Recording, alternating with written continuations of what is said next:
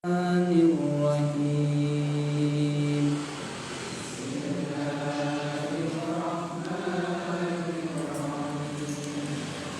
Alhamdulillahi rabbil alamin.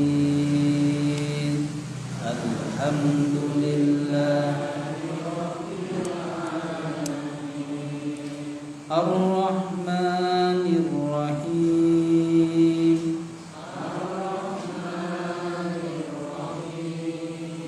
Maliki yaumiddin.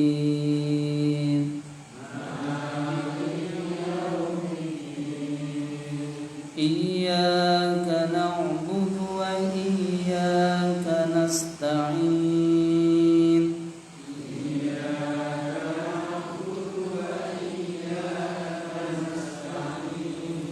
Ihdinas siratal mustaqim.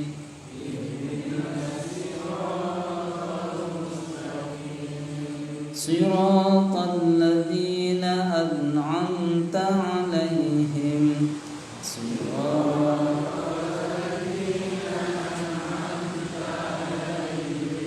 ghairil maghdubi 'alaihim waladdallin. Ghairil maghdubi 'alaihim waladdallin.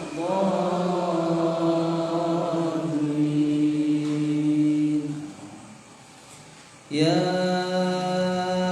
ayyuhalladzina amanu la tubtilu shadaqatikum bil manni wal adha.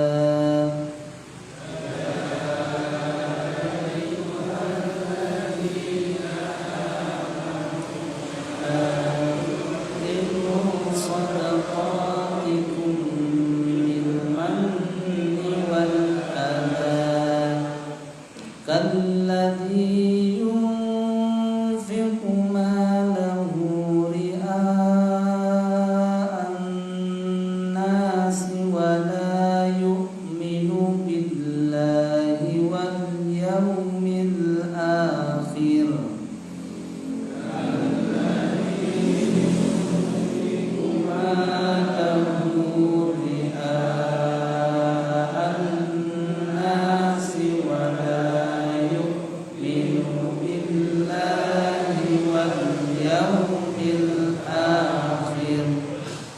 فمثله كمثل صفوان عليه تراب فأصابه وابل فتركه صلدا.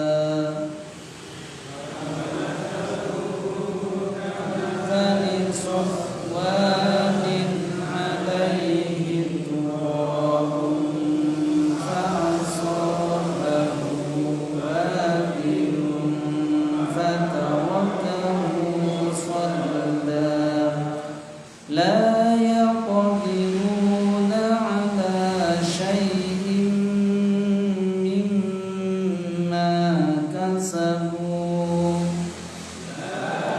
يقدرون على شيء مما كسبوا والله لا يهدي القوم الكافرين.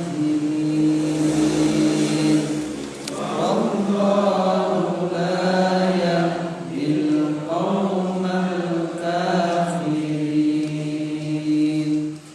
ومثل الذين ينفقون أموالهم ابتغاء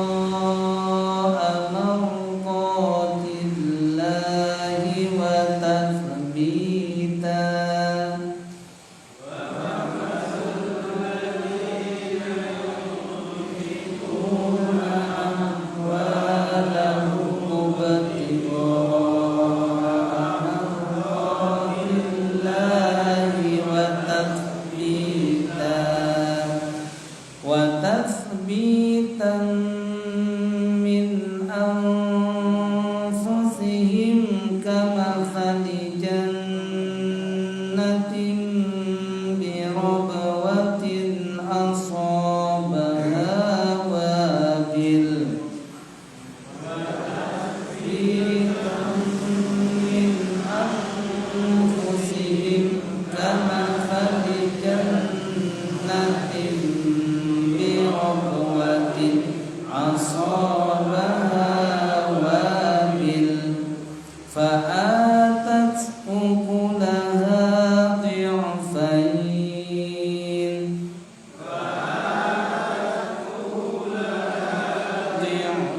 ضعفين فإن لم يصبها وابل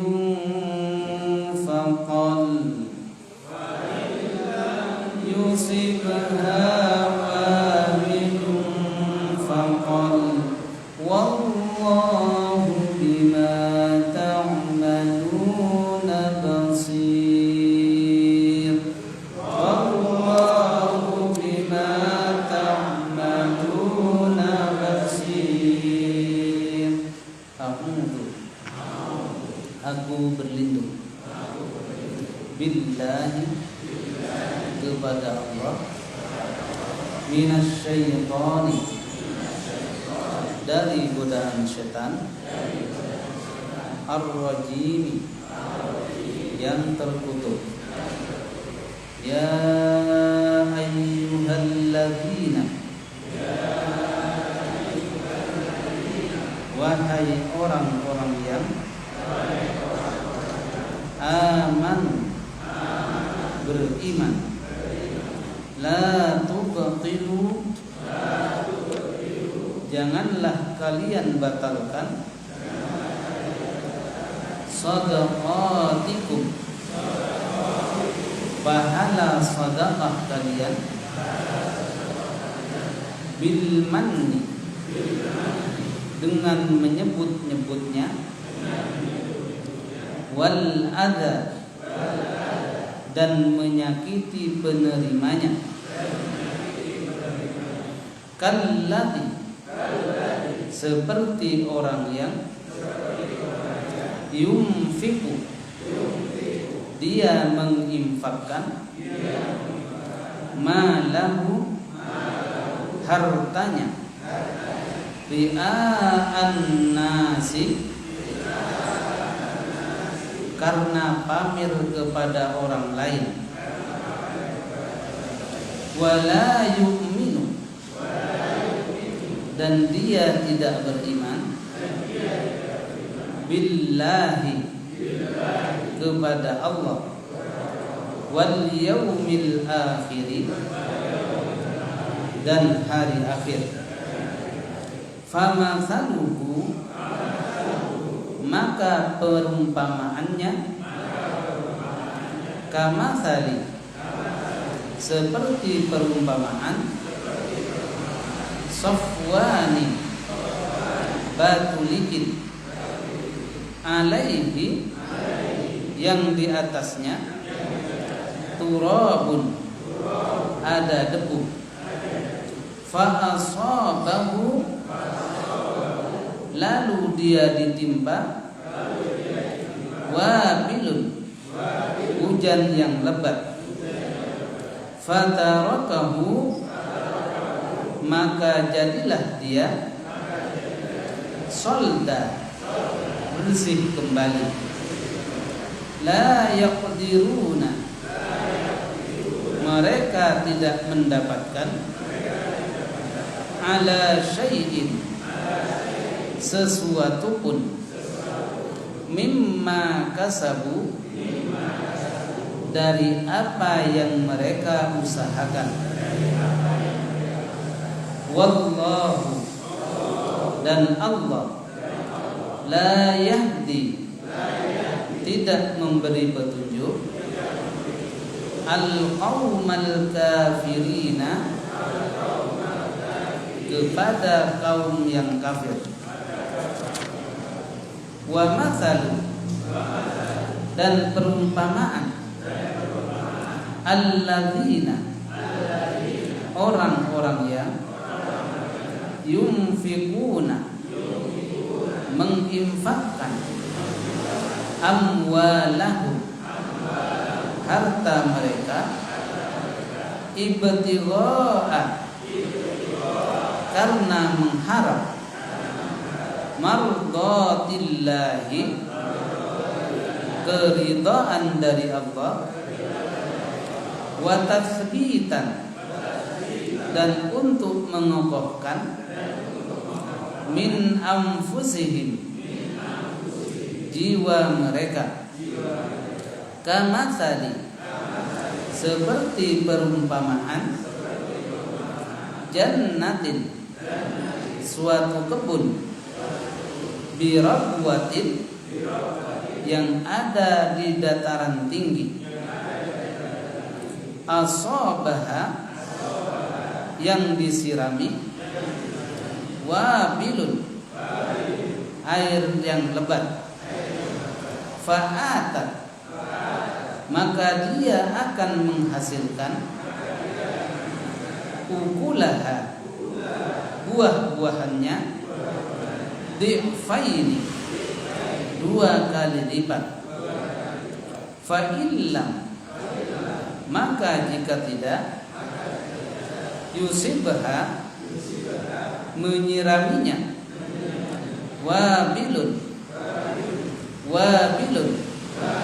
hujan yang lebat faqallun maka cukup memadai hujan gerimis saja wallahu dan Allah bima terhadap apa yang ta'maluna kalian kerjakan basirun maha melihat. Alhamdulillahirabbil alamin wassalatu wassalamu ala rasulillah wa ala alihi wa ashabihi ajma'in amma ba'du. Bapak dan Ibu sekalian rahimakumullah, puji dan syukur kepada Allah, salawat salam kepada Nabi kita Muhammad sallallahu alaihi wasallam.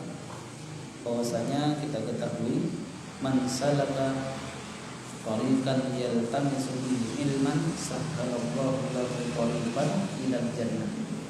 Siapa saja yang dia terjun atau mencari jalan untuk mencari ilmu agama maksudnya, maka dia akan dimudahkan oleh Allah Subhanahu wa taala jalan untuk menuju ke surga.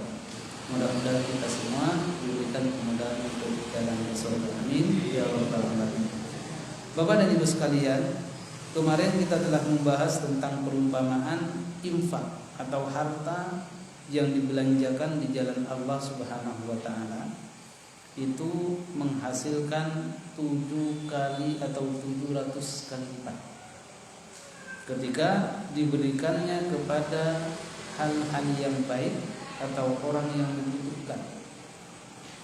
Sebagaimana ayat yang kita baca dulu yang sebab turunnya berkaitan dengan sahabat yang paling kaya pada saat itu, yaitu sahabat Abdurrahman bin Auf, lalu kemudian Utsman bin Affan, yang mana pada saat itu menginfakkan hartanya untuk perang apa? Perang Tabuk, gitu ya. Jadi separuhnya untuk dia, separuhnya untuk keluarga. Subhanallah. Maka pada saat itulah melimpah, ya, melimpah ruah hartanya disebabkan karena mereka berdua ini adalah orang yang sangat mengementingkan orang lain kebutuhannya, sehingga dia dari itulah Allah Subhanahu wa taala membalasnya lebih banyak dibandingkan apa yang dikeluarkan. Itulah rumus agama, yang mana ketika kita mengeluarkan maka Allah Subhanahu wa taala akan menggantinya dengan catatan tidak menyakiti orang yang dikasih dan juga tidak diikuti dengan menyebut-nyebutnya. Ada syaratnya. Jadi mendapatkan pahala dan mendapatkan kemuliaan sekali lipat gandakan diganti oleh Allah Subhanahu wa taala 700 kali, dengan catatan dia menghindari 2 hal. Pertama, tidak menyebut-nyebutkannya. Kemudian yang kedua, tidak menyakiti yang dikasih. Kalau orang yang dikasih tapi disakiti, kemungkinan orang kasih nasi udah sebungkus, tapi diomelin suwe, itu mendingan orang makan gitu kan. Nah begitulah gambarannya. Nah kemudian ayat yang akan kita baca ini perumpamaan. Kalau kemarin perumpamaan tentang infak hartanya itu, sekarang perumpamaan orangnya. Nah, bedanya. Ya ayyuhalladzina amanu. Diawali dengan nida. Nida itu seruan gitu ya. Yang mana seruan itu pertama ditujukan kepada orang yang beriman agar supaya berhati-hati jangan sampai membatalkan apa yang dia berikan kepada orang. Apa kata Allah? Ya ayyuhalladzina amanu, wahai orang-orang yang beriman. Ya, orang-orang yang beriman. Apa yang dimaksud dengan orang yang beriman? Orang yang beriman itu mengucapkan dengan lisan, membenarkan dengan hati, lalu kemudian mempraktekkan dengan anggota badan. Itu namanya beriman. Jadi kalau bahasa Arabnya ya, qaulun bil lisan wa tasdiqun bil qalbi wa amalun bil jawarih. Itu iman. Jadi mengucapkan saya beriman kepada Allah satu. Kemudian yang kedua membenarkan dengan hati. Tidak cukup juga dengan hati, tetapi mempraktekkan dengan anggota badan. Kalau ciri beriman berarti salat itu praktek, ngaji itu praktek keimanan. Tidak cukup hanya kemudian saya pokoknya beriman kepada Allah walaupun nggak salat. Ya Raisa, harus ada tiga-tiganya. Komponen keimanan itu ada tiga. Yang pertama adalah qaulun, berkata dengan lisan, perkataan dengan lisan saya beriman gitu. Kemudian yang kedua tidak cukup dari lisan tapi dimasukkan ke dalam hati, yakin maksudnya. Kemudian setelah nyampe ke hati mempraktekkan tanda keimanan itu dengan anggota badan kita. Itulah iman hakikatnya. Jadi yang disuruh oleh Allah Subhanahu wa taala pada kesempatan ini ya ayyuhalladzina amanu, wahai orang-orang yang beriman yang disebutkan tadi, la tubtilu shadaqatikum bil manni wal adha. Janganlah kalian membatalkan pahala sedekah kalian. Pahalanya ya, bukan sedekahnya tapi pahala sedekahnya. Janganlah kalian membatalkan pahala sedekah kalian bil manni wal adha, disebabkan karena menyebut-nyebutnya dan juga dikarenakan karena menyakiti orang yang diberi. Jadi artinya kata Allah Subhanahu wa taala mengingatkan kepada kita semua yang beriman, kalau kita ngasih kepada seseorang, ngasih ke masjid dan lain sebagainya, ngasih ke orang yatim piatu dan lain sebagainya, maka langkah yang pertama Allah mengingatkan sehingga intinya nanti ini terfokus bahwasanya yang membatalkan sedekah itu ada 4 nantinya ya, tapi dibahas satu persatu nantinya. Yang membatalkan sedekah itu ada 4. Apa yang pertama kita simpulkan dulu nanti sebelum dibahas biar gak lupa. Yang pertama adalah yang membatalkan sedekah itu yang pertama adalah manni. Menyebut-nyebutkan manni. Artinya dicontohkan seperti ini. Wah, saya sih kemarin infak sedikit, cerita di banyak orang, hanya untuk biar cukup aja, hanya 1 juta saja. Tetapi cerita kepada banyak orang agar supaya orang wow gitu ya. Nah ini yang berarti menyebut-nyebutkan gitu. Wal adza. Kemudian yang kedua yang membatalkan itu menyakiti yang dikasih. Kasih kepada orang yatim, tetapi yatimnya dipelolot terus sampai sakit hati. Nah, itu yang kedua. Kemudian yang ketiga adalah aryaun nas, riya. Jadi yang ketiga adalah riya. Jadi yunfiqu malau ria'an nas gitu kan. Kemudian yang ketiga wala yu'minu billah. Tidak beriman artinya murtad. Nggih, ya Pak. Murtad. Murtad itu membatalkan sedekah. Seumpama kita sedekah kemudian murtad, ente. Ya gitu ya. Jadi 4. Yang pertama adalah menyebut-nyebut. Kemudian yang kedua adalah menyakiti orang yang diberi. Kemudian yang ketiga kita pamer, riya namanya. Riya itu ya golonnya ya sum'ah gitu ya. Kemudian yang keempat adalah kita murtad atau tidak beriman lagi. Itu. Maka ini akan membatalkan pahala dari sedekah kita. Ya, karena sudah siap, monggo kita mati dulu dengan bacaan basmalah, diawali dengan basmalah dengan doa. Bismillahirrahmanirrahim. Allahumma monggo. Ya, tidak mengurangi.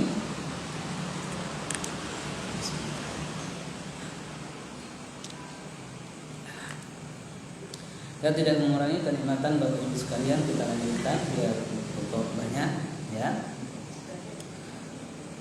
Jadi kesimpulan ringkasnya sebelum kita bahas satu persatu, yang membatalkan pahala sedekah itu ada 4. Tapi yang paling berbahaya yang terakhir. Manni itu kalau dia tobat insya Allah diampuni. Menyakiti kalau dia minta maaf insya Allah diampuni juga. Tapi kalau yang riya, kemudian apalagi tidak beriman, itu udah hapus. Sedekah kemudian murtad, mau masuk lagi udah nol. Nah, gitu kan? Maka itu yang paling berat, artinya murtad gitu. Kemudian Bapak dan Ibu sekalian rahimakumullah, ya, kita rinci satu persatu menurut tafsir yang diberikan oleh Syekh Tantawi. Beliau mengatakan bahwasanya yang disebut membatalkan itu artinya akan sia-sialah apa yang diberikan itu karena 4 hal tersebut. Yang seharusnya dia mendapatkan pahala yang benar, karena menyebut-nyebut seperti itu, maka karena dosanya menyangkit dan menyakiti itulah tidak cocok kepada apa yang dia berikan. Itu maksudnya. Jadi kita kan menyebut-nyebut dosa, apalagi menyakiti orang dosa, apalagi riya dosa. Nah, dosa yang kita lakukan itu untuk menutupi pahala dari apa yang kita berikan kepada orang lain gak cukup, berarti kan nol. Malah syukur-syukur bisa jadi minus begitu ya.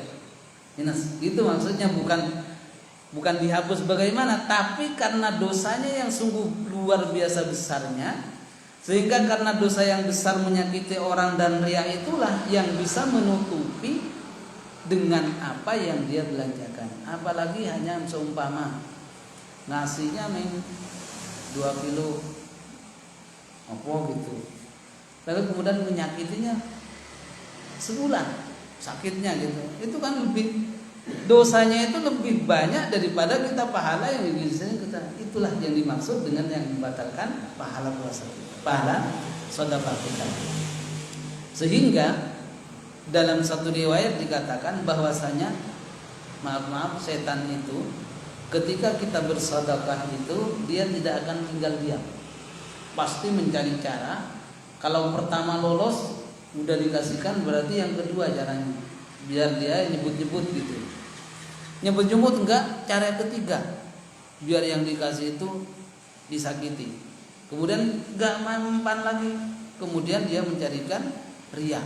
Kemudian mentoknya bagaimana menjadikannya dia itu tidak Islam lagi. Tetapi kalau semuanya itu berjalan dengan baik, kemudian setannya itu kurus. Artinya dia tidak bisa memanfaatkan orang yang telah melakukan harta yang dia miliki. Maka itu yang pertama. Maka kemudian kata Allah Subhanahu wa taala, pertama yang bisa membatalkan pahala sedekah kita, pemberian kita kepada orang lain adalah al-manni.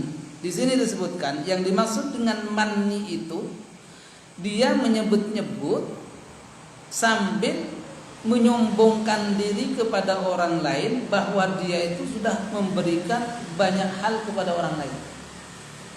Dari jadi sombong. Nah, masjid itu kayaknya orang aku perhati. Nah, gitu. Itu model manni itu kayak gitu. Nah, kalau enggak tanda tanganku podo ae gitu. Ini orang tanda tanganku ora lolos. Nah, ini juga termasuk manni namanya. Manni. Jadi yang harus kita hindarkan apabila kita memberikan apa saja kepada orang lain, baik itu yang sifatnya materi ataupun apa saja seperti membantu secara fisik dan lain sebagainya, maka janganlah sampai menyebut-nyebut. Kan bisa juga kita gotong royong. Nah, sana kalau gak paculku yang rais, ini gotong royong. Kalau gak paculku nganggur kafe, nah ini lah. Ini termasuk mani juga, tidak hanya yang memberikan. Kemudian yang kedua, wal adza. Jadi para ulama tafsir mengatakan yang dimaksud dengan adza alladzi yu'dhi sahibu, yang membikin sakit orang yang dikasih, baik sakit pikiran atau sakit fisik. Ngasih ditampar, naudzubillah gitu. Waduh, sakitnya juga itu gak boleh. Begitu juga ngasih tetapi diceramain dulu. Sekali lagi kalau mau ke sini Bu bilang panjang gitu loh. Maka itu juga termasuk menyakiti. Kan ada lah orang mampir itu yang sering bawa apa? Map. Bawa map dipanggil. Kalau udah sopan banget dia sambil nunduk-nunduk barang. Nah, saya dari Pak. Iya, kebutuhannya apa? Nah, maka kemudian belum ngasih udah ditanya sampai A sampai Z. Tanda tangan RT mana? RW mana? Lurah mana? Apa yang ditanya? Habis itu, aduh maaf saya gak ada. Sudah panjang, hanya cukup dengan maaf gak punya. Maka inilah yang disebut dengan menyakiti, kata seorang. Paniran tuh ya rasanya. Nah itulah yang disebut dengan menyakiti. Menyakiti. Atau ada juga ngasih, akan tetapi dia dulu. Pokoknya dibikin tobat dia, gak balik meneh. Perai gitu depannya ya. Maka itu juga termasuk. Jadi kalau kita kalau kita memang gak sudah ada tadi sudah gitu ya, insya Allah itu menyenangkan. Daripada kita harus menyebutkan, harus menyakiti orang yang minta-minta. Itu kan? Kan pernah dicontohkan oleh Nabi SAW ketika ada orang kelaparan 3 hari gitu loh. Lalu kemudian datang dia minta makan. Nabi pada saat itu gak punya belas.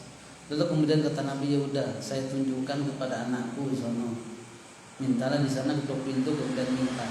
Nyampe ke sana, kata Nabi SAW, man dalla ala khairin kafa'ilihi. Sesungguhnya orang yang mengarahkan kepada kebaikan dapat pahala. Menunjukkan aja Nabi gak punya pada saat itu. Tenang. Lalu kemudian Fatimah mengasih, dan itu pahala juga diberikan Nabi. Akhirnya Fatimah itu juga aslinya gak punya apa-apa, tapi ingat dulunya, katanya gitu tuh. Saya itu pernah waktu nikah, pernah waktu nikah dengan Ali radhiyallahu anhu, itu pernah ngasih kalung. Maka oleh sebab itu yang ada di rumah itu hanya kalung. Diambil kalung, mas kawin diambil, dibasikan kepada orang yang gak makan 3 hari itu. Padahal gak punya juga. Kalau kita aku tuheran kue kan gitu kan.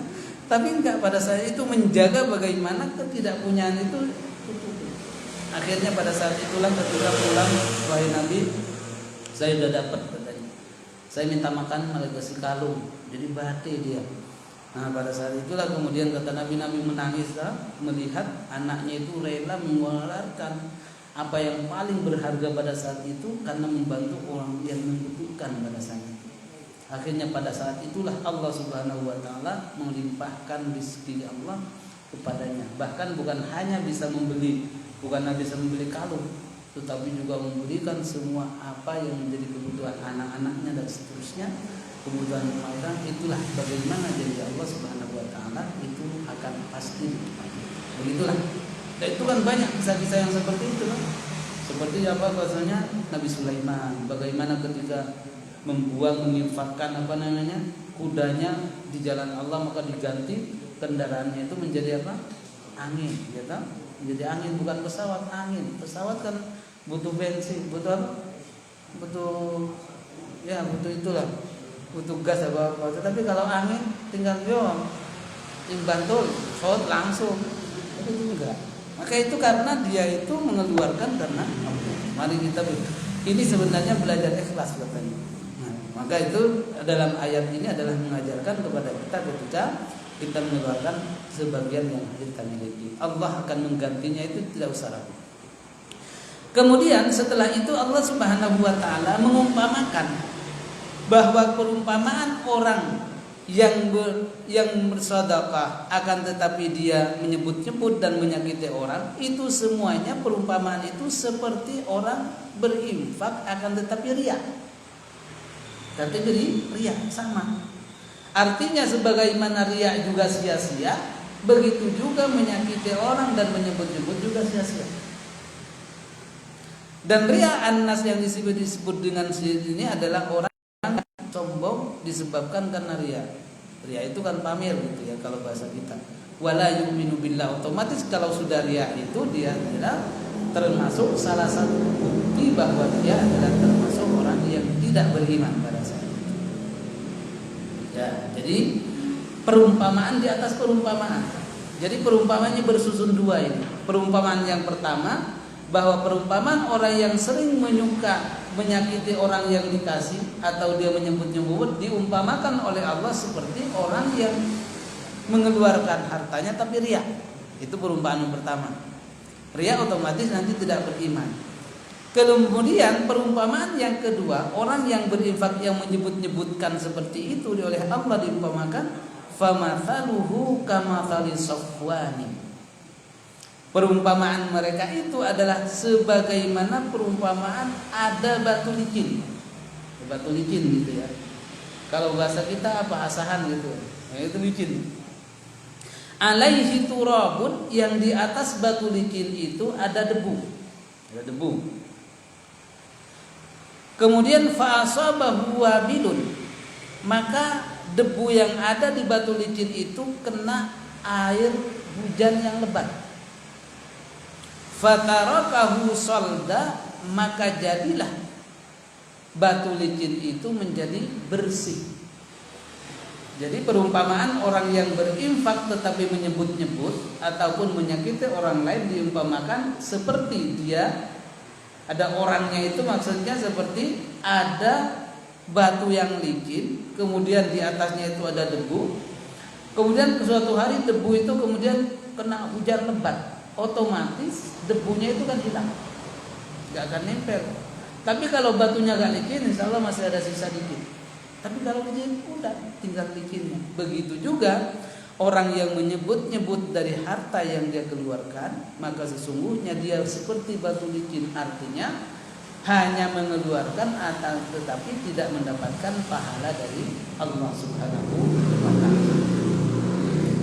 Dalam satu hadis dikatakan bahwasanya ada 3 orang golongan yang dia itu tidak akan pernah diajak bicara oleh Allah Subhanahu wa taala nanti di hari kiamat, dan juga tidak akan pernah dia itu mencium surga.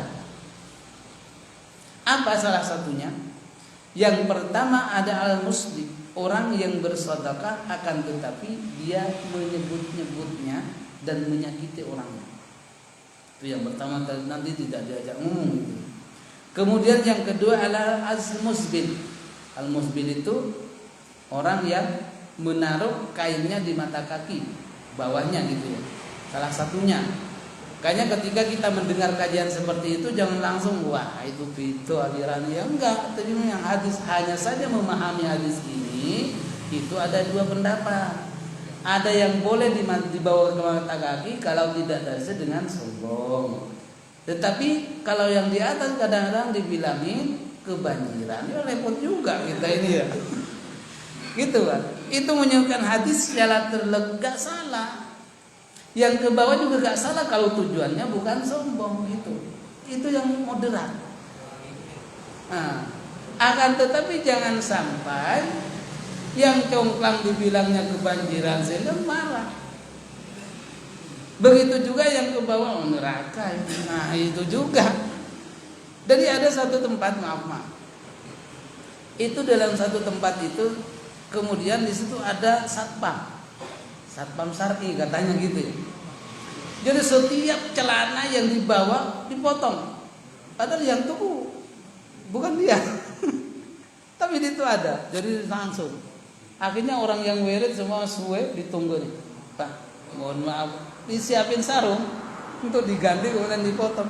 Innalillahi wa inna ilaihi rajiun. Bukanlah seperti itu ketika kita berdakwah. Itu kan bikin orang mau ke masjidnya nanti. Jadi caranya bagaimana kita memahami ini tidak semuanya sepakat.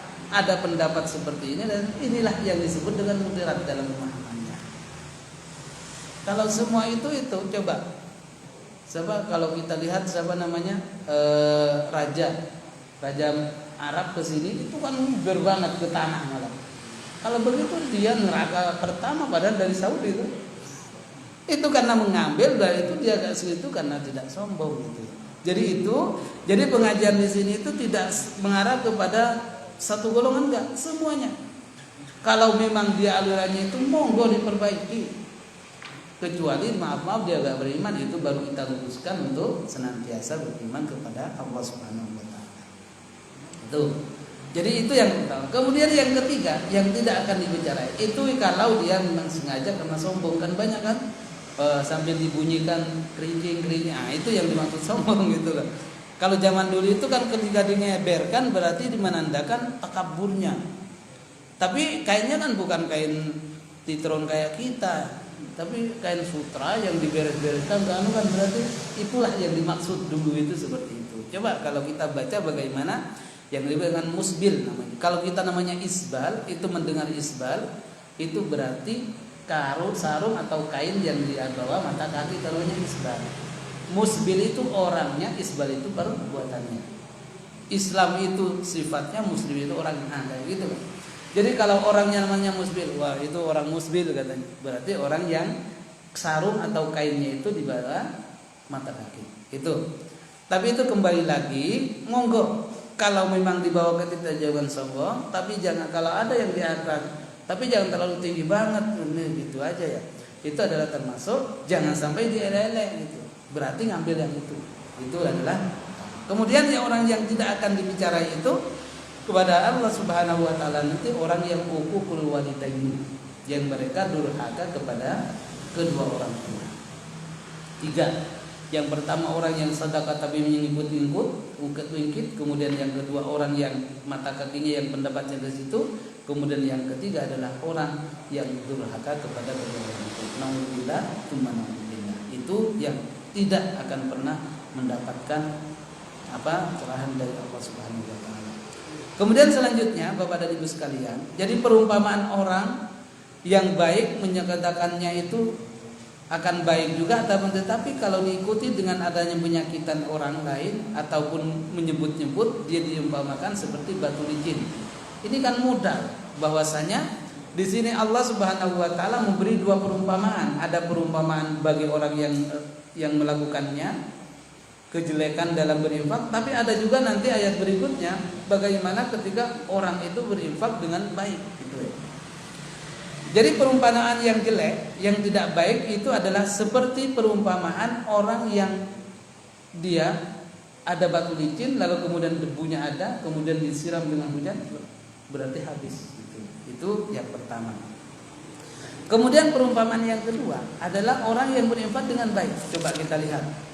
Ini imbang kan? Wa matsalul ladzina yunfikuna amwalahum, akan tetapi perumpamaan orang yang menginfakkan harta mereka ibtigha mardatillah, karena mengharap ridha Allah. Jadi di sini kan kenapa bacaannya lahum kok jadi lahum? Itu kan ada yang bertanya biasanya. Amwalahum ibtigha, kok ada dhammah padahal aslinya sukun. Jadi aslinya itu amwalahum aslinya.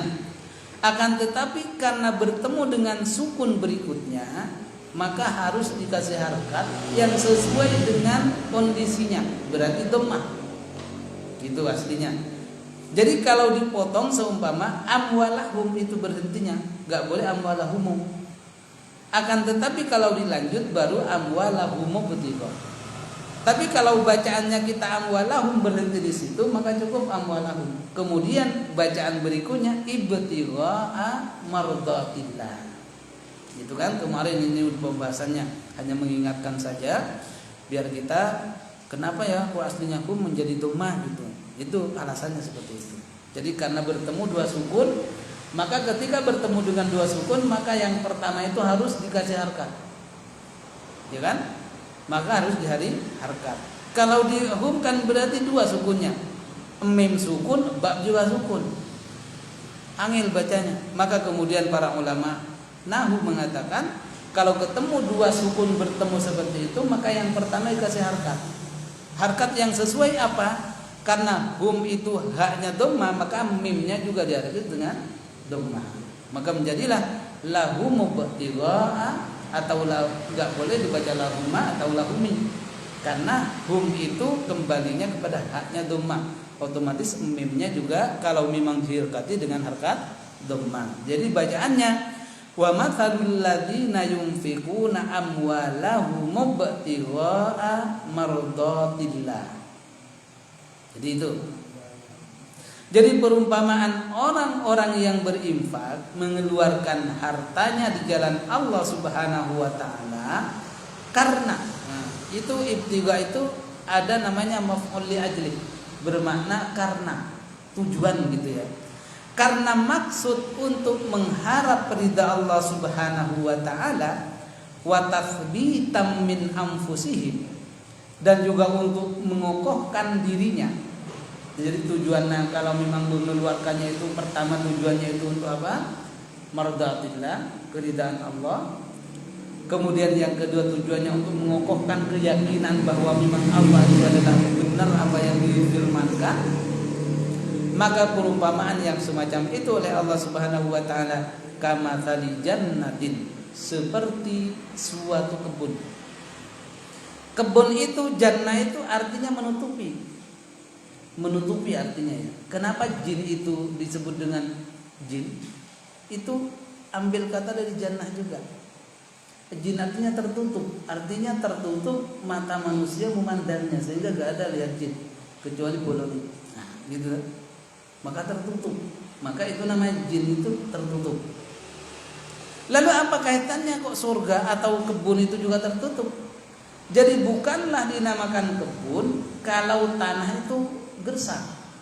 Yang pandangnya kebun itu pasti di situ ada taman tanaman, ada rumput hijau-hijauan, sehingga yang dimaksud dengan kebun itu tertutup dengan adanya daun-daun yang hijau, maka disebutlah dengan kebun. Jadi gak ada kayak gini, walaupun lapang bukan kebun karena gak ada rumput, gak ada apa gitu kan. Disebut dengan rumput atau kebun itu disebabkan karena dia ditutupi dengan apa? Yaitu ditutupinya dengan adanya daun-daunan, pohon-pohonan yang hijau dan indah, sehingga disebutlah dengan adanya kebun. Itu. Sehingga oleh Allah Subhanahu wa taala disebutkan bahwa perumpamaan orang yang berinfak karena mengharap ridha Allah Subhanahu wa taala diumpamakan seperti suatu kebun, yang mana kebun itu berada di dataran tinggi. Asabaha wabilun, lalu kemudian dikena terpaan angin dan hujan yang lebat. Maka kalau dataran tinggi kena angin, kena air itu bagus. Karena tidak akan merenang, berarti kan akan jatuh. Berarti tanamannya juga bagus. Fa'atat ukulaha dhifain, maka pastilah dia akan menghasilkan ukulaha itu buah-buahannya akan mendapatkan 2 kali lipat dibandingkan dengan dataran rendah. Dataran rendah kena kemudian air terus, jadi itu menjadi busuk gitu ya, sehingga tidak enak. Tetapi kalau dataran tinggi kena air itu malah enak, malah bagus. Ini menurut Al-Quran.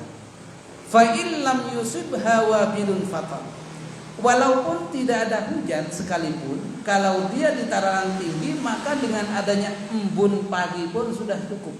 Fatal itu di situ terjemahkan gerimis atau embun. Jadi biasanya kalau pagi itu kan ada embun, maka itu sudah cukup karena dataran tinggi. Jadi seperti maaf, kalau kita di Mekah itu ada namanya kota yang disebut dengan Taif, ya kan? Taif. Taif itu dari Mekah atas banget, tinggi. Jadi kalau kita jalan dari Arafah itu ke atas gini, tapi jalannya muter. Jadi gunung itu dilingkari seperti ini, bagus. Lebih tinggi dari gunung itu, tinggi. Nah, tetapi di sana itu walaupun jarang hujan, tetapi subur tanamannya karena dia tinggi, sehingga bun pagi itu tetap tidak gersang seperti Mekah dan Madinah. Itulah Taif. Sehingga disitulah digambarkan bahwasanya pertanian di Saudi Arabia yang bagus itu adalah salah satunya adalah di Taif. Dan di Taif itu dulunya banyak orang yang sangat memusuhi Nabi Sallallahu Alaihi Wasallam. Akan tetapi pada saat Nabi berdoa, Allahumma hdi qaumi fa innahum la ya'lamun. Ya Allah, berilah mereka petunjuk karena mereka tidak tahu. Sehingga sampai sekarang kalau kita mau ke sana, itu ada diabadikan waktu Nabi dilempari itu di situ. Digambar di batu, tapi batunya itu berupa gunung gitu. Disitulah Nabi diabadikan bahwasanya pernah dilempari oleh penduduk Taif karena didoakan oleh Nabi Sallallahu Alaihi Wasallam. Sampai sekarang tidak ada satupun orang non Muslim di sana. Subhanallah, satupun. Padahal itu di luar tanah haram, di luar Mekah dan Madinah. Akan tetap kalau dilihat kan enggak. Kunghuju barat ya ono, gitu ya. Tetapi kalau di situ enggak, itu karena doa Nabi waktu dulu. Ketika dilempari lalu kemudian Nabi Muhammad membalasnya ketika malaikat kan marah, malaikat menjauh gunung. Pamit kepada Nabi, wahai Nabi Muhammad, ya izinkanlah aku untuk melemparkan batu ini ke mereka. Ojo, kata Nabi kan, jangan. Mereka itu kalau sekarang mati, nanti anak-anaknya enggak akan ada masuk Islam, katanya. Lalu kemudian Nabi mengatakan berdoa, Allahumma hdi qaumi fa innahum la ya'lamun. Ya Allah, berilah mereka kaumku itu petunjuk untuk masuk Islam. Sesungguhnya sekarang memusuhi aku itu dia karena dia tidak tahu. Nanti kalau tahu sudah akan sadar. Ternyata subhanallah. Ya, tadi itu kelas Nabi. Berarti Nabi itu lebih sabar daripada malaikat yang megang gunung. Gunung itu gak sabar kok. Nabi lebih sabar, subhanallah. Maka ini gambarannya.